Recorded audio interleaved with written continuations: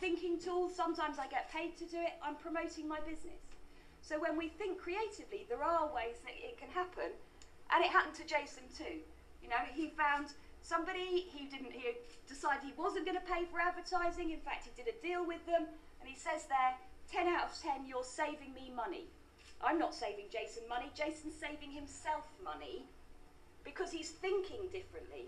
He's thinking about how to make money instead of spending money. Now, he also goes on to say, don't forget the cake. And this is one of the things that I say to people is we should celebrate success. And even if it's only the end of a 4-day workshop, I believe we should celebrate that. And so as part of my challenge, I bake a cake. Now, I'm not a very good cook, basically, and I'm not very good at baking cakes. And so in the early days, my mum baked the first cake, and then the students told me I wasn't allowed to do that. I had to challenge myself too. So, can a crisis cause creative thinking?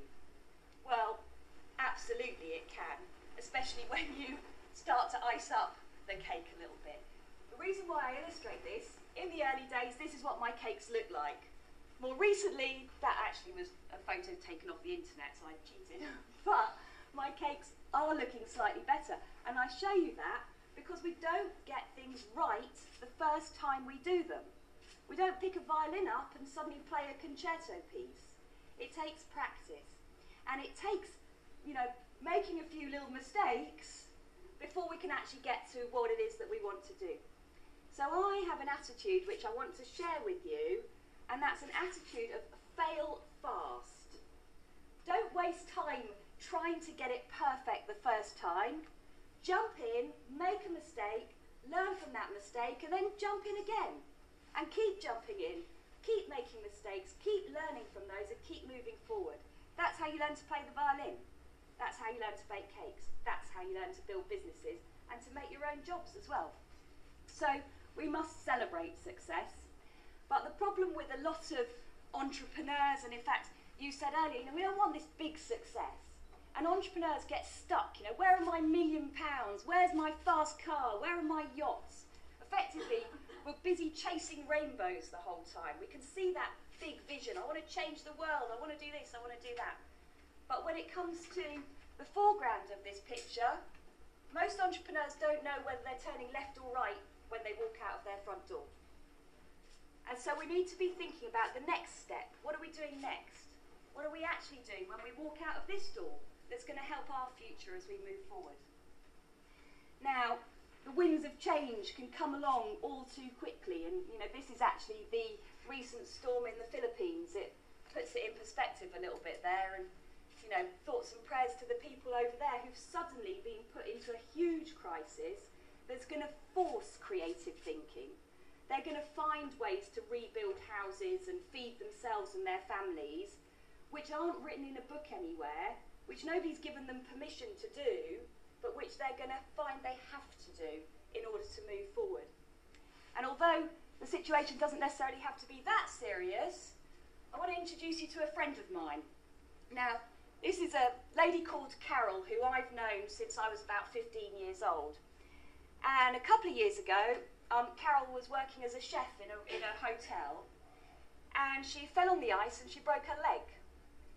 And given the nature of her contract, you know, the hotel needs to keep serving food to its guests, and so she lost her job. So suddenly she's got a young family, a broken leg, and no job. Now, being the wonderful friend that I am, I turned up at her house with the kind of little gifts that you give your friends when they're not feeling very well, and a card. And in this card I'd written what I thought was an inspirational message, in which I'd tried to suggest that there may be something positive that comes from this accident that she's just had. And I said, who knows, maybe you'll end up starting your own business. She was furious with me. How insensitive, I've broken my leg, I've got all this pain, how can I start a business, I can't even make a cup of tea for myself, blah, blah, blah. That's now her website. 2 years later, she runs a beautiful little business that she runs from home filling the need to supply restaurants with extra food that they can't quite prepare, cater for private dinner parties, offer business lunches. She works as a chef at home, a personal chef for people. So I put this in because with a bit of imagination, we can find ways to meet our lifestyle needs. She now can manage her time with her family better. She can work flexible hours. She can work with clients that she actually wants to work with. And she can bring in an income for her own family that's based on her efforts. If they want to go on holiday, she just has to do a bit more cooking first to make the money. And so this is what starts to happen. A point of pain can become a catalyst for change if we choose to look at it that way. So the story of the global brainstorm, and in actual fact I was just asked this by a journalist and I didn't necessarily give a very good answer, because the global brainstorm was born on the back of a little video that I put up on YouTube. Now, I'd been at this conference as part of the Global Entrepreneurship Week as it happens, and we'd been issued this 60-day challenge to all organise events all over England because the conference was happening in Liverpool that year.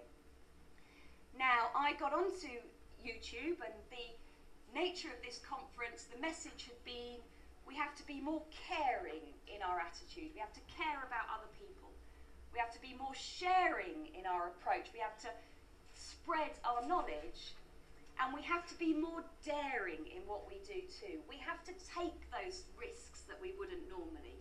We have to believe that it's possible, and we have to dare each other to do it.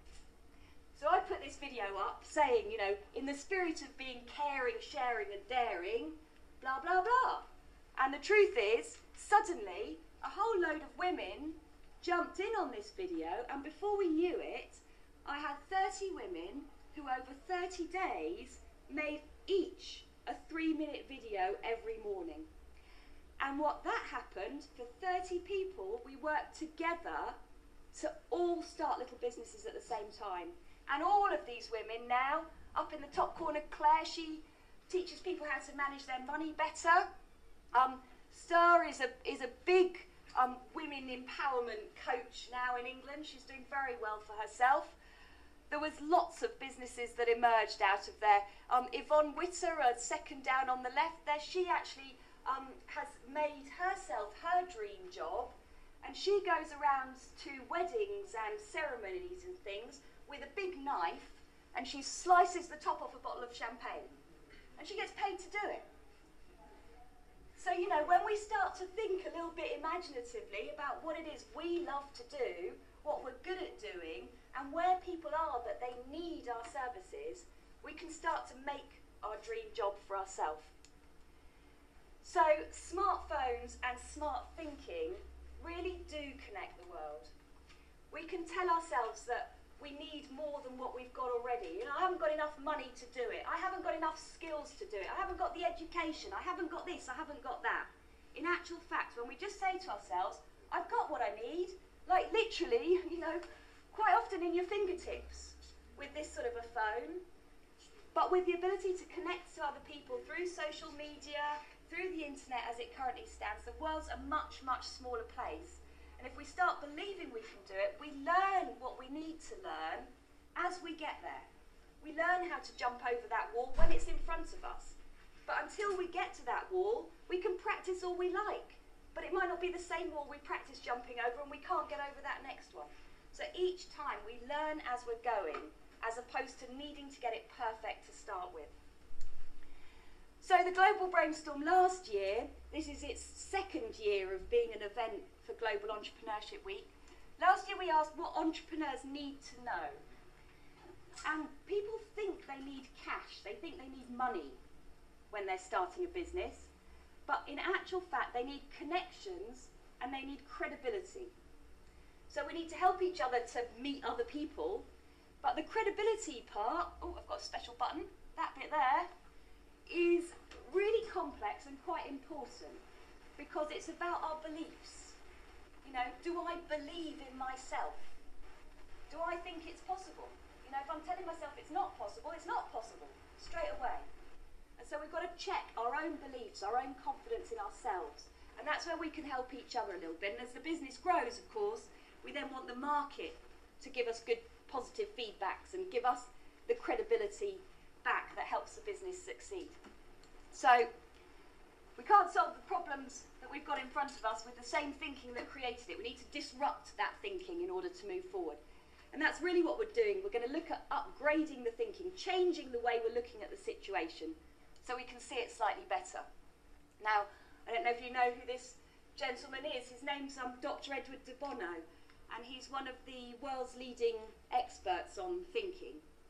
But he's a mentor of mine, and when I told him I was coming out to Greece to do this brainstorm, he said, "Tell them from me that their forefathers wrecked Western thinking." You know, I don't think that that's the case at all, because I think we've got excellent thinkers in the Western world all over. But what I do think is that these guys actually created quite a black and white way of looking at the situation. You know, the Socratic method of arguing for or against something, like the politicians do, where they waste time, you know, shouting from one side, shouting from the other side. It doesn't actually move us forward. This is the situation. You know, maybe you see it in your own homes. I mean, this is certainly the situation with the politicians. You know, the situation is there in the middle, and if I ask what number is there in the middle, and I ask him on the left what number he sees, he's going to tell us he sees a number 9. She's going to tell us she sees a number 6. And they can argue all day long that they see a 6 or they see a 9. And that would be a complete and utter waste of time. And so it's not until we adopt this parallel perspective, which is what I want to introduce you to, whereby rather than spending 10 minutes arguing about it, we agree that we're going to spend 5 minutes looking at it from your point of view and 5 minutes looking at it from my point of view. And then what happens is we realise it can be a 6 and it can be a 9. We start to talk about the fact it's a black squiggly line, it's not very well drawn. And so suddenly we move our thinking forward as opposed to sticking with that argument the whole time. So that's what I hope to do today, to introduce you to a parallel thinking process so that we can start to move the thinking forward in terms of taking the next step. Because I believe we can all be right all of the time, and we are allowed to have our own selfish, egotistical needs of what I want to do. They shouldn't be prevented by what you want to do, or by what you want to do, or by what somebody else wants to do. There's a position for us all to do what we want to do when we adopt this parallel perspective. So this is a strong belief of mine. I said it earlier, your thoughts are things that materialise the more you think about them. If you're sat telling yourself that the situation is doom and gloom and that there's no future for the young people of Greece and we can't do this and there are no jobs and there is no that, that's what starts to happen. So we have to start to tell each other, do you know what? There are opportunities out there. They might not be next door. I might have to travel somewhere else to go and find them. I might have to get on a train and go to Athens and see what's happening there. I might have to get on a plane and go to London and see what's happening there. But if I make that my mission, then I will start to materialise, make happen the job, the lifestyle, the environment that I want to be living in. So, we're all much smarter than we think we are. It's when we use the critical thinking, the logical thinking, which is all the thinking that we do when we're at school, it's all the thinking we do when we're in universities, it's the type of thinking that governs about 98% of our thoughts most of the time. When we bring that into touch with the creative brain as well, we bring both of those ways of thinking together, that's when we really stimulate sparks of genius. So, I'm not promising anything, but we might have some sparks of genius in the room later on, because we're going to upgrade systemic thinking. And I'm introducing you to this weather forecast way of looking at the situation. So we're going to use these metaphors of the weather. I'm not going to explain it, I'm going to allow you to experience it, because I think, A, it's much easier for you to actually understand by doing than it is me talking, and plus it makes it much more relevant because you're all going to start thinking about how best to take the next step forward for you guys. Scientists who are studying the brain at the moment are paralleling it to studying the universe. And the universe, Stephen Hawking described as being constantly expanding. It has its limitations, but these are constantly expanding. So if we think about that in terms of our knowledge has its limitations, but these are constantly expanding.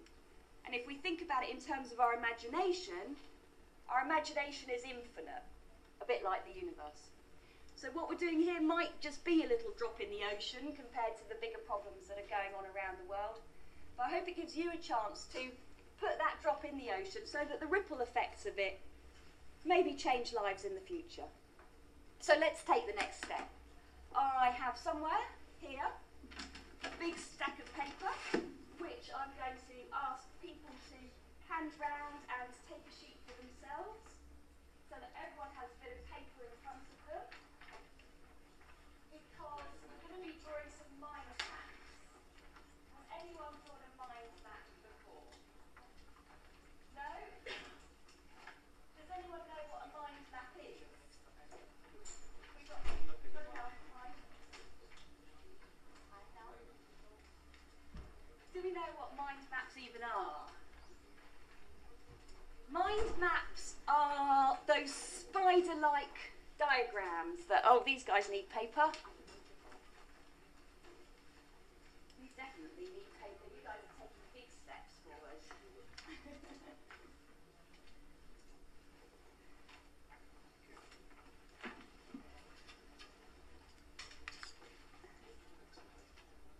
So it really doesn't matter where you're coming from at the moment, if you're asking yourself a million questions, whether you've got a very clear plan, we all need to take a next step.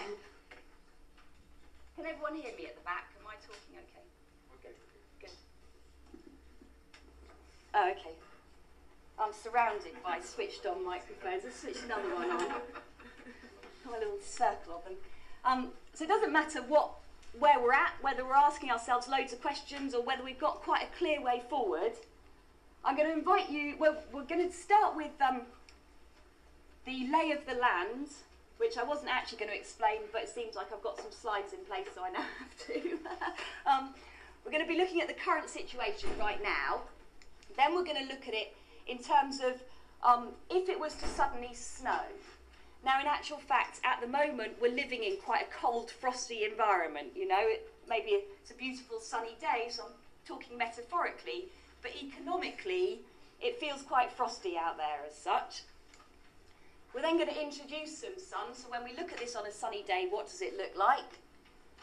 We then look at all the different winds, and I'll explain more about this as we go through, so that we can look at it on a rainy day as well. To finally add in some imagination in terms of the rainbow before we draw up our final weather report. So this is basically what we're going to spend about an hour doing. About 2:20 now. When are we due to finish? About 3:30. Perfect. Yeah, so we've got about an hour to do that in. So I'm going to invite you. We've got your plain bits of paper in front of you. My plain bit of paper's got a few logos down the bottom. To just in the centre of that paper, literally write next step, or the next step, because this is going to form the basis of the mind maps that you're going to create for yourselves.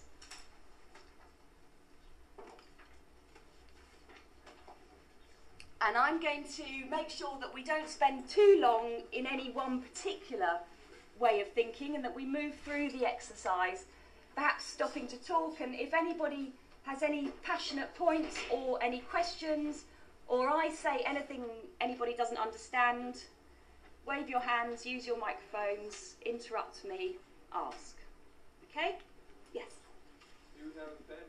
Probably. Probably somewhere. Thank you very much. Have you got one? I got one from Bulgaria or where? No, from Spain. From Spain. Oh, you got one from Spain. Oh, that'd be a good pen. Yeah. Another one for you.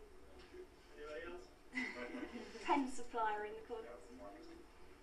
So once you've got that up there, the most important thing here is to relax and enjoy the process.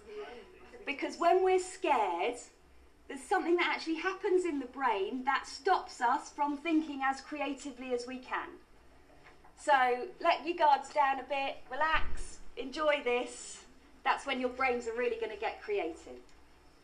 As I said, we'll start with the lay of the land, and I'm just going to throw questions out at you. So the very first question that I'm going to ask is, how do you feel about it? So when you stop to think about taking the next step, how do you actually feel about taking that next step? How do you feel about taking the next step? It depends. What kind of next step? So the next step forward with your future, whether that be... So this is a good question, actually. It depends what next step. And I am assuming, in the nature of this brainstorm, that we're kind of looking at the next life step for us as such. If we're building businesses already, the next step in terms of growing the business. If we're thinking about starting a business, the next step with regards to starting that business. So, yeah, the next life step as such. How do you feel about it? For me,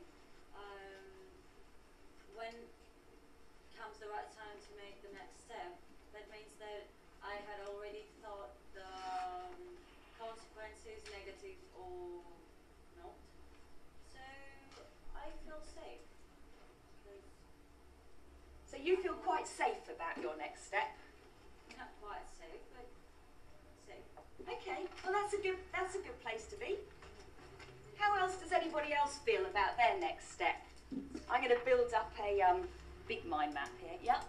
I feel enthusiastic because the next step will be better. We will. The next one's a learn positive things. one. So it's a good process. Okay, that's great. We got any other feelings?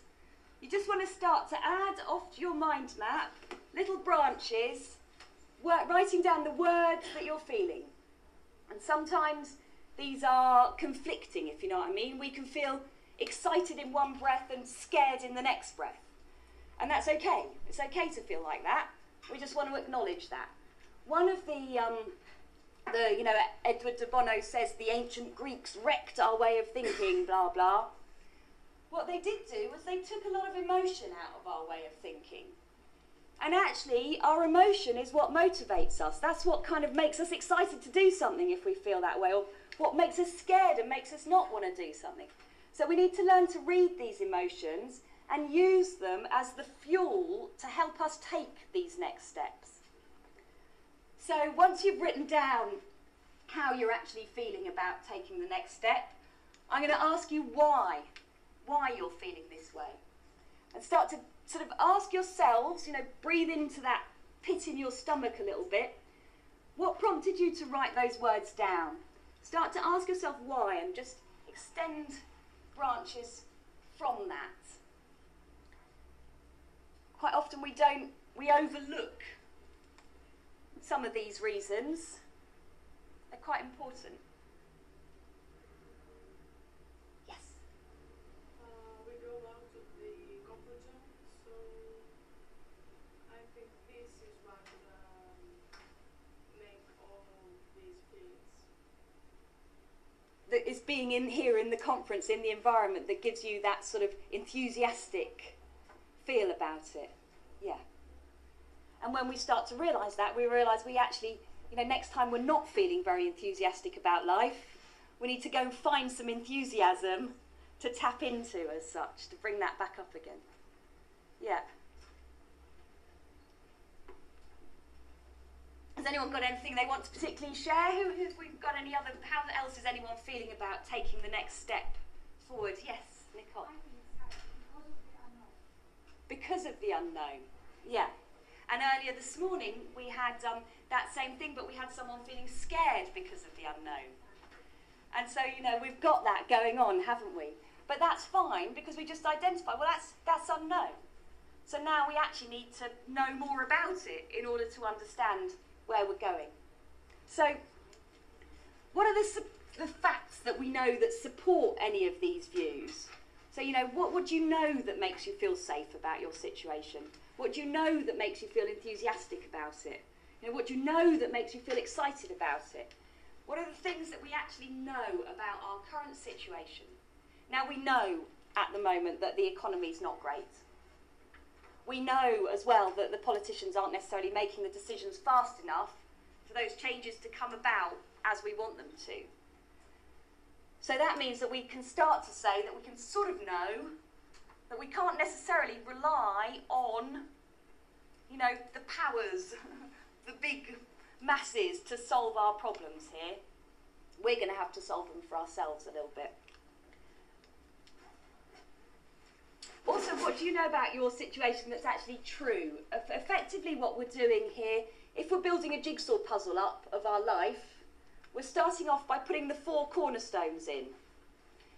So, you know where you live, you know how much money you need to be making on a monthly basis to cover your costs, or how much money you wouldn't be needing regularly.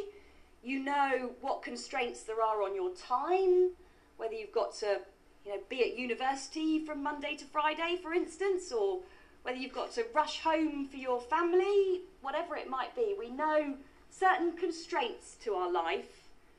I've got an elderly mother that needs looking after. I can dream as much as I want, but that is a constraint in my life as such. We have to work these different things out for ourselves, just sort of putting down the anchors. So just again, add these down to your map a little bit. How are you spending your time? How are you spending your money? Who are you spending time with? These are the sort of constraints to the situation. And we'll just write quite quickly, just the very first thoughts that jump into your mind. As that story of the 6 and the 9, you're all right all of the time. So anything that jumps into your head is the correct answer in this case. And I'm actually going to stop you. We're going to shift and we're going to now move into a different mindset. So now we're going to look at this taking the next step from the point of view of a winter snowy day. So if you can imagine that suddenly, the whole situation has had a big load of snow plonked on top of it. First and foremost, the temperatures suddenly drop, don't they? So our basic survival is brought into question at that point. So I'm asking you, what is essential to, now it says your survival here. This isn't necessarily the living, breathing, eating part of it, but essential to the survival of your next step, if that makes sense. The survival of your business idea, the survival of your project, the survival of your plans. What's essential to that? Do you know? What is absolutely imperative to the, maybe you have to get a qualification in your exams before you can actually go out and, I've got to finish this. Yes?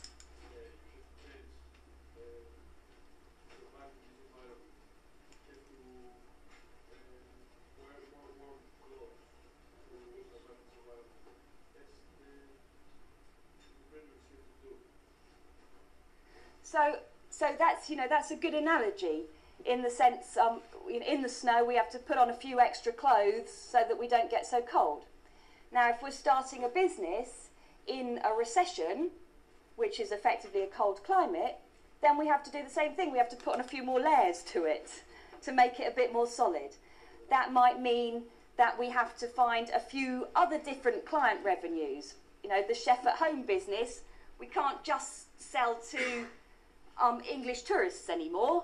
We've got to also find a local business and some local offices that we can also sell to, because the tourists aren't coming as much, so the recession makes the situation slightly different. So that's exactly it. So what are the extra jumpers that you need to put on your situation, your life as such, to make sure that you're not going to get too cold when you move forward? Do you know that?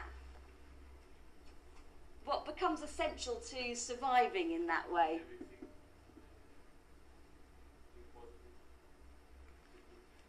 It's a good strategy. Yeah, definitely. Definitely. So I'll just take the guy and I'll come back to you. Thank you. We need to make adjustments, absolutely.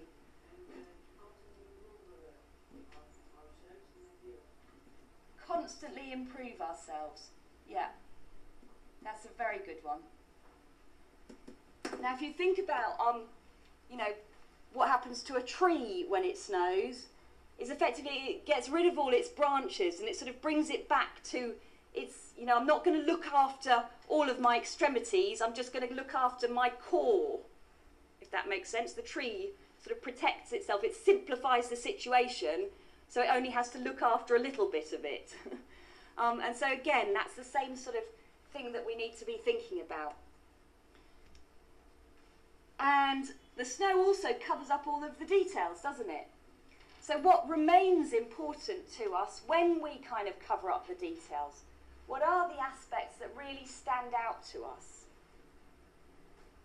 You know, maybe actually what was just said over there, this need to constantly improve ourselves, constantly move forward. We have to do that in the snow. If we stand still for too long and don't move, then we're going to freeze and effectively, you know, die of hypothermia or something tragic like that. But we need to keep moving, and in the snow it's quite hard to move forward because there's, you know, thick snow everywhere, so our pace becomes much slower. But if we slow down completely and don't take any action at all, then we're in trouble.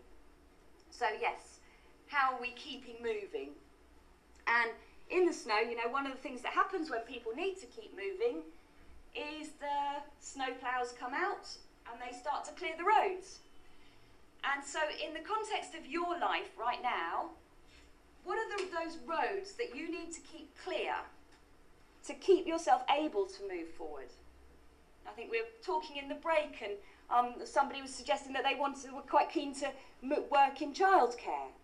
And so actually those connections, those paths need to be kept clear the whole time by having those connections with people working with children or with the children themselves, or just so that we're constantly keeping that access to where we want to go open to ourselves. We're building our network of connections and we're building our own confidence too, you know, doing the job that we're ultimately striving for.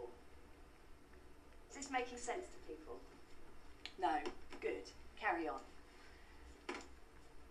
Having learnt to survive in the snow, it's important that we also know how to thrive. And actually, we've got to remember during the challenging times, and you know, these are challenging times right this minute, which is why I chose to start with the snow mindset. We need to know what restores that sense of childish fun. You know, that free fun, if I can call it that. Throwing snowballs. You know, that's a bit of a joke. We even see, you know, even the most sort of severe of, I don't know, it snowed in England last year and there was videos appearing on YouTube of policemen using their shields as sledges. Not quite what we were paying our taxes for, but nevertheless, even the most serious of people can become a bit silly in the snow when they've learned to survive. So where would you throw a snowball? What would give you that sense of childish fun? What is it that you really genuinely enjoy to do? And can you become aware of that? Can we add some snowballs to our map maybe? Can we just recognise where our source of free fun comes from? Where are we going to throw some snowballs? When we start to think about that and we just recognise it, there's more in the ripple effects of such bringing that information to the front of our heads than we actually realise. So really ask yourself, what do I enjoy doing? What gives me that sense of free fun as such? For everyone it'll be very different, but it's just important to be aware of. Okay, so we'll stop thinking about the snow and we'll switch now, and we're going to look at this situation from the point of view of a beautiful sunny day. So if you can all imagine a beautiful sunny day, we feel slightly happier on a sunny day, don't we? There's a sort of extra energy in our step on a sunny day. So on a sunny day, when everything's going your way, what would you be doing to take this next step forward? What would you do on a day when everything's going your way? Yes? We're going to look for the snow. You would go looking for snow? Yes, we because no will come eventually. So you have to be prepared in the sunshine, for snow. Always you go a step forward. It's never going to be sun and birds and nice weather. No, that's why we're using 7 different metaphors to create that balanced picture. Yes. But it's also important to find some sun.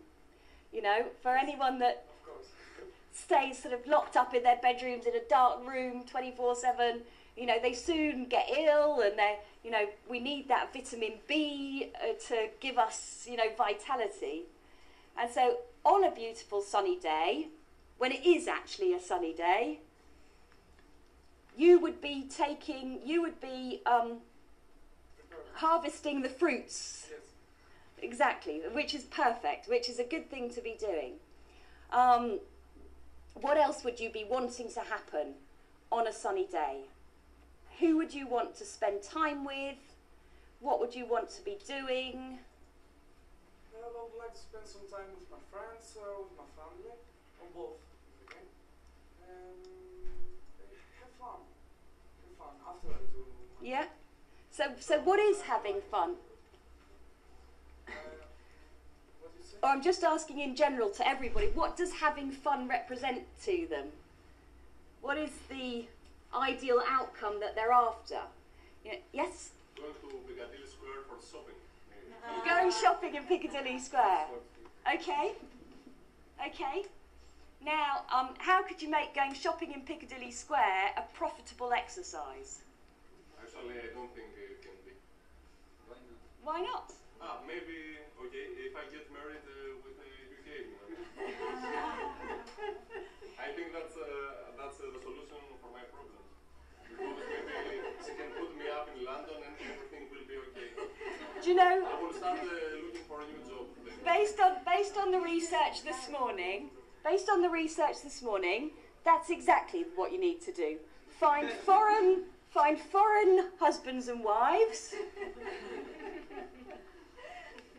Go move out somewhere different and start. This morning it was talked about as a brain drain, but see it as a brain sponge, you know. Go out and get as much of that information as you possibly can. If you come back with it, you come back with it. If you don't, that's your life as well. But, you know, that's fantastic. You know, that could be an outlook, a way of looking at the situation. Equally, you could say, I could go shopping in Piccadilly Circus. I can buy everything that I need to buy and some extra things which I can buy at good prices and blah, blah, and I can come back here and I can sell them maybe somewhere else. And, you know, then we start to make some money out of it. I'm just saying that's Is it possible to place the previous slide, please? So what does your situation look like on a beautiful day when everything's going your way? What do you want to be happening in your life? If you don't know what you actually want a good day to be, we're not going to have any good days. So what does a good day look like for you? Oh, wrong way. And the other thing about the sun is it gives us 1,000 watts per square metre. So if you had all the energy that you needed to succeed, if you had all the time that you needed, if you had all the money that you needed, if you had all the money that you needed right now, if I could stand and write you a blank cheque going, go do what you want to do, what would any of you do? Having fun. But that's easy to say, having fun. What is having fun? I'm having great fun now. So exactly, we didn't need money for that. What? We didn't need money for that. Yes, we don't. Spending time with friends, going out for a walk, shopping, learning more new things also, traveling. Travelling, yeah. So sometimes actually the money is a bit of a barrier to the travel, isn't it? When we present it that way. On a beautiful sunny day, when we've got all the money that we need, Where are we going travelling? We've got to get really clear images in our heads of what these things are that we want to be achieving. More importantly, we've actually got to feel the emotion of them. So how are you going to be feeling in your heart when you are at the destination you wanted to travel to? And so we've got to realise those emotions attached to it, because, like happened to me earlier in the start of the summer, I went travelling off to Turkey, wonderful place to go for a holiday. I got off the bus from the airport and I arrived in the centre of Taksim Square and I had tear gas fired at me. I wasn't very happy then. So we can set ourselves these ideas, but until we actually start to move through them, we're not going to know quite how it's going to come about. So we can, ooh, what have I done? Oh, sorry about that. We can put far too much evidence. Can you just keep clicking? We can attach far too much to this being happy and not really know what being happy means. You know, the amount of people that marry people to be happy and then, you know, are miserable 3 weeks into the wedding or whatever. Oh, sorry about that. I don't know how I managed to press some.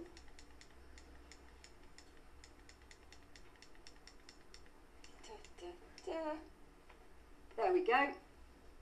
So let's really ask ourselves, but to succeed in taking the next step, is that success becoming happy? At which point, you were enthusiastic 5 minutes ago.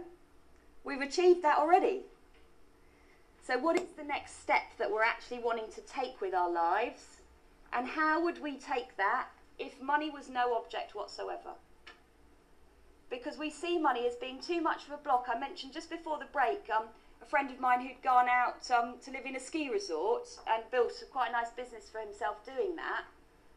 Now, when he first turned up there, as lots and lots and lots of those seasonal workers do, you know, they've got a scrappy backpack on their backs, they've had their thumb out half the way to get there, they've, you know, maybe done babysitting and car cleaning and to buy their Ryanair ticket to arrive in the first place, and they turn up with absolutely no money when they're there, and then they manage to get a little seasonal job, they do a little bit of helping here, they do a bit of, you know, bar work there, and then they start to create the lifestyle for themselves in that environment.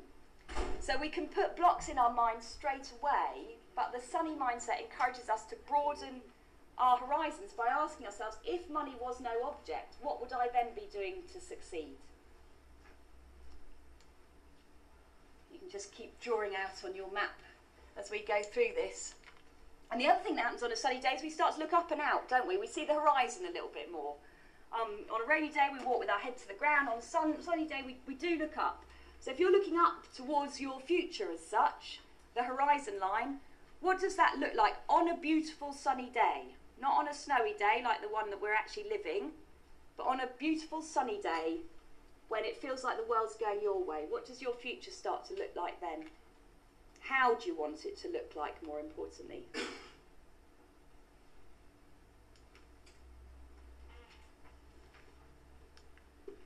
And we'll stop and we'll shift mindset. So now we're going to introduce some winds into the equation. Now this is a really powerful metaphor because the winds represent all of the external influences. So whether we like it or we don't like it, we're all influenced by other people.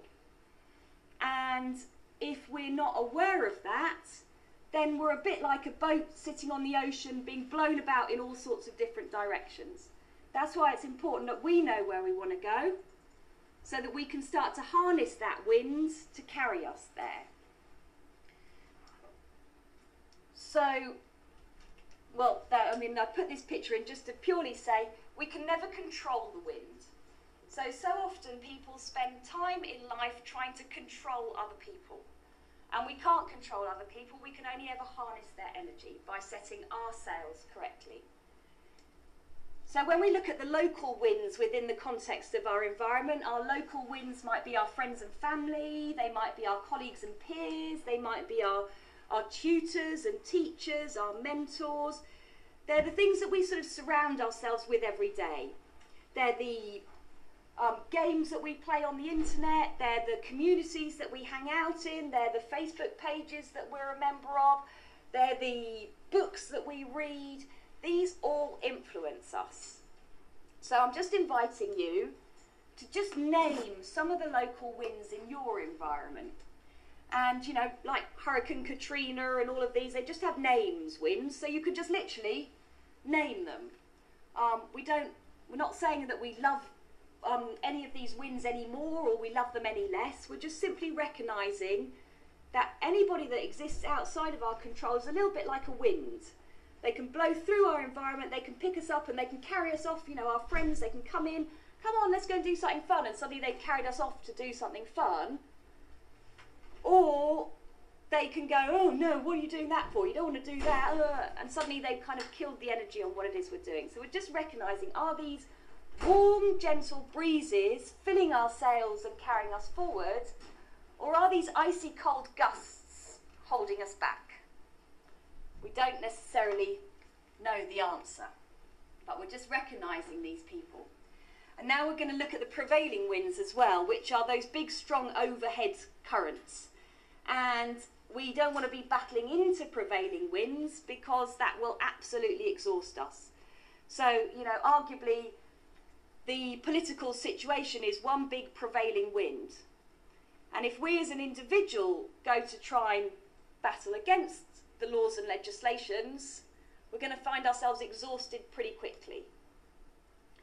This morning we spoke about this paradigm shift that's much needed.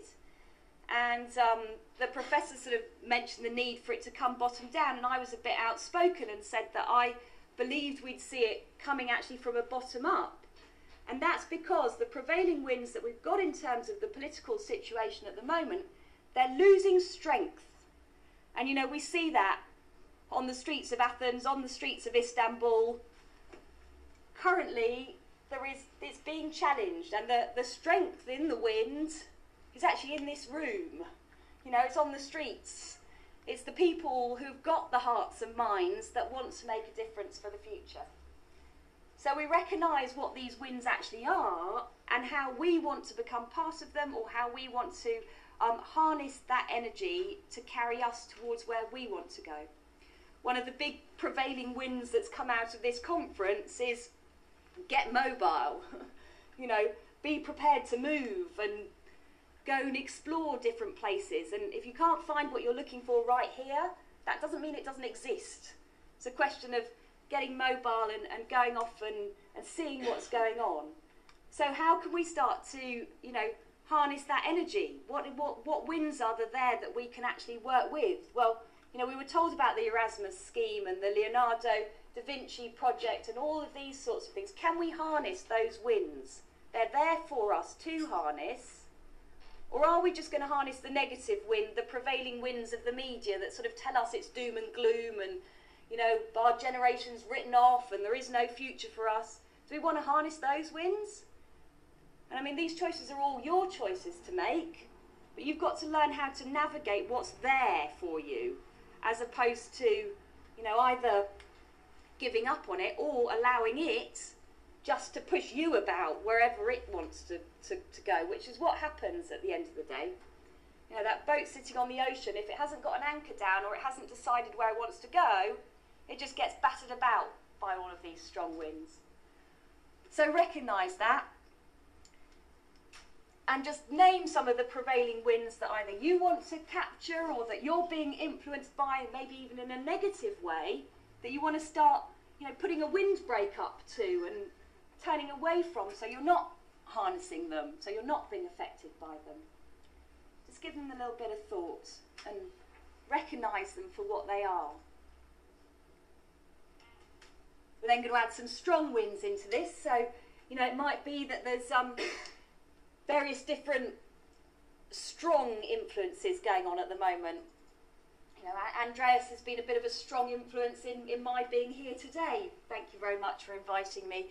But there'll be those passionate partners, those boisterous bosses, those particularly passionate tutors maybe within the university, maybe your own parents sort of acting as quite strong winds in one regard or another, or activists, campaigners, addicts and extremists. You know, these are all strong.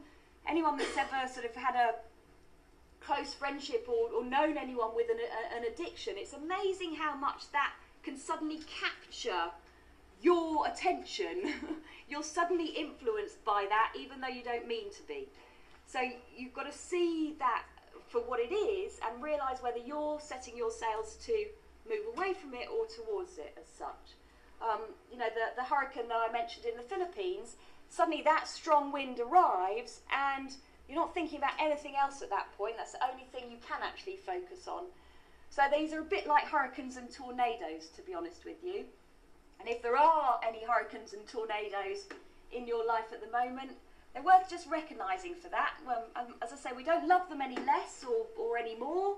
We just recognise who they are and whether we need to turn our sails a little bit or batten down the hatches, prepare ourselves for the hurricane that's coming as such. So you can just keep adding them to your map, because the final part of this is the weaker winds. And, you know, the gentleman over there, I'd like a British wife. He hasn't got the British wife at the moment. He'd like to be bringing that weaker wind into his immediate sphere of influence as such. So when we recognise what the weaker winds are that we actually want to be being influenced by more, then we go look for them. Maybe you join a few Facebook groups where there's a lot of English girls. I don't know, but you know, that's Especially in the summer. you know, we use this as a sort of, the expression in English is tongue-in-cheek example, a light-hearted example of, you know, we make a slight joke out of it. But in truth, if we recognise what it is that we want to be being influenced by more, we go and find them. Am I really thinking about starting a business? Am I thinking about making a job for myself? At that point, where are the people that have made jobs already? Where are the people that have started businesses already? How can I go and connect more with people like me? You know, I wish my group of friends all went kite surfing, but none of my group of friends do go kite surfing. So I have to go and find another group of friends that do go kite surfing. That's how we have to approach it a little bit. We have to recognise the influence that we want over our lives so that we can then start to look for it. So, you know, new clients, new employers, new opportunities, particular groups. Who are these weak winds? Can you name them? And can you ask yourself where you might find them as well? Because I'm going to stop and we're going to shift mindsets and we're going to look at this from the point of view of one of those grey, miserable, rainy, horrible days. So we need to do this because in actual fact, you know, if we look into the sun for too much, if we do too much positive thinking, we blind ourselves. And there's a real danger in being over positive. We can't be too positive all the time because then we don't see the problems that are straight in front of us and, you know, next thing we've fallen right into one of them. So the rain shows us where the problems might be. We notice the leaks in the roof and the blocked drains on a rainy day. We don't see them on a beautiful sunny day. So thinking about your situation in terms of taking that next step forward, where potentially are some of the problems that you're going to encounter? What's going to stop you from taking the next step forward? Are there any particular, you know, blocked drains, as I call them, leaks in the roof, slight vulnerabilities in the system? What are the things that could go wrong? And can you start to list them out? Does not getting the qualifications that you need, is that a problem? Not meeting the right people, is that a problem? What are the problems? Not having enough money to get on that first plane to go abroad in the first place, is that a problem? Yes. Firstly, I don't have someone to put me up. Secondly, I have the qualifications, but I don't have the diploma. And besides, I have to risk a lot because I already have one job. And if everything don't go so well, I have to be in the 0 point. Now I'm not in the 0 point, but I want from my life much more. Okay. So I have to be very reckless. So there are 3 basic problems. So they're good to know about. And by way of offering vague solution to those problems in 30 seconds, one of the things one of the things that I talk about with the Make Your Dream Job workshops that I run is parachutes. We need parachutes. If we're taking leaps of faith, we need a parachute so we don't end up zero. So I haven't got pens to be drawing, but unemployed in my country, sorry? I will be in the ground zero. So that's why I'm asking you to adopt this parachute approach. And the parachute approach is, we have our parachute, and a parachute has lots of strings coming down to it. When we're employed in a job, we only actually have one string. Because as soon as that string's cut by our employer, we're in free fall again. You know, we do something wrong, we get sacked, or the company goes under and it's not our fault at all. We get sacked and we're in free fall. If we're running a successful business, we have a parachute that has lots of strings. And parachute strings actually tend to look like that. So we have lots and lots of these coming along. So it might be that your job at the moment is one parachute string. Don't cut that parachute string off. See how you can build a few more parachute strings in place at the same time. And then once you've got all of those parachute strings nice and strong, then you can snip that one. Does that make sense? So that's that's how we want to be thinking about everything that we're doing. We don't want one of anything, really. You know, when we build the business, we don't want one client or even one group of clients. You know, the lady that cuts the tops off champagne, you know, she could just say, I only do that for weddings, and then go around. Then she'd only ever work on a Saturday or Sunday. You know, so then we have to find, well, where are the restaurants that cut champagne off in the middle of the week? Where are the conferences that have a bottle of champagne as a networking thing and want to make a bit of a show out? She has to look for other strings to the parachute, if that makes sense. So that's my advice, is when we're taking these leaps of faith, don't leave yourself in a position where you could be in free fall. Build lots of strings. Hope that helps. Anyway, so yes, good potential problems. What other potential problems could be? Timing and luck. Timing and luck. Yes, so time, in my opinion, is a measure of change. Now, a bit like a ruler, a metre and centimetres is a measure of a distance, seconds and minutes and days and weeks, they're a measure of change. So if we actually concentrate on what is the change I want to create for myself, then we can actually find shorter ways to bring that change about. But we need to know, and we need to have attached emotion to where we want to actually be in order to shortcut the distance it takes to get there.